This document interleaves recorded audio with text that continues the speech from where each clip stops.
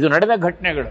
ಅವರೊಂದ್ಸಲಿ ಹುಬ್ಬಳ್ಳಿ ಹತ್ರ ಬರ್ತಾ ಇರ್ತಾರೆ. ಆ ಪಲ್ಲಕ್ಕೆ ಹೊರತಿದ್ದರು ಯಾವ್ದೋ ಮಣ್ಣಿನ ಗೆಡ್ಡೆ ಇರುತ್ತೆ, ಅದರ ಮೇಲೆ ಇಡ್ತಾರೆ. ತಕ್ಷಣ ಅಲ್ಲಿ ಕೆಲವು ಹುಡುಗರ ಓಡ್ಬೋದು, ಈಗ ಅದ್ರ ಮೇಲೆ ಹಾಕಿಟ್ರೆ ಸವಣೂರು ನವಾಬ ಅವನ ಪುತ್ರ ತೀರ್ಕೊಂಡ್ಬಿಟ್ಟ, ಹಾವು ಕಡದು, ಅದ್ರ ಮೇಲೆ ಪಲ್ಲಕ್ಕಿ ಇಟ್ಬಿಟ್ರಲ್ಲ ಅಂತ. ಇದು ರಾಯರ್ ಕೇಳಿಸ್ಕೋತಾರೆ.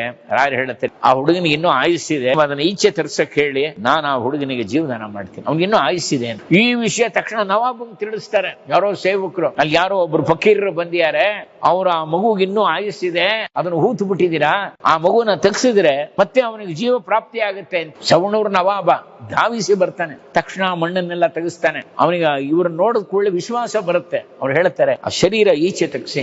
ಈ ಶರೀರನ ಈಚೆ ತೆಗಿಸ್ತಾರೆ. ನೋಡಿ ಸ್ವಲ್ಪ ಸಮಯ ಆದ್ಮೇಲೆ ಆ ಹುಡುಗ ಕಣ್ ಬಿಡ್ತಾನೆ, ಎತ್ ಕೂತ್ಕೋತಾನೆ. ತನ್ನ ತಂದೆ ನೋಡಿ ಜನ ಬಂತ ಒಪ್ಕೋತಾನೆ. ಅವ್ನಿಗೇನು ಹೋದ್ ಜೀವ ಬಂದಾಗುತ್ತೆ. 8 ವರ್ಷದ ಮಗ ಹಾವು ಕಡೆ ಸತ್ತು ಹೋಗ್ಬಿಟ್ಟಿದ್ದ, ಇವತ್ತು ಅವ್ನು ಬದುಕಿದ್ದಾನೆ.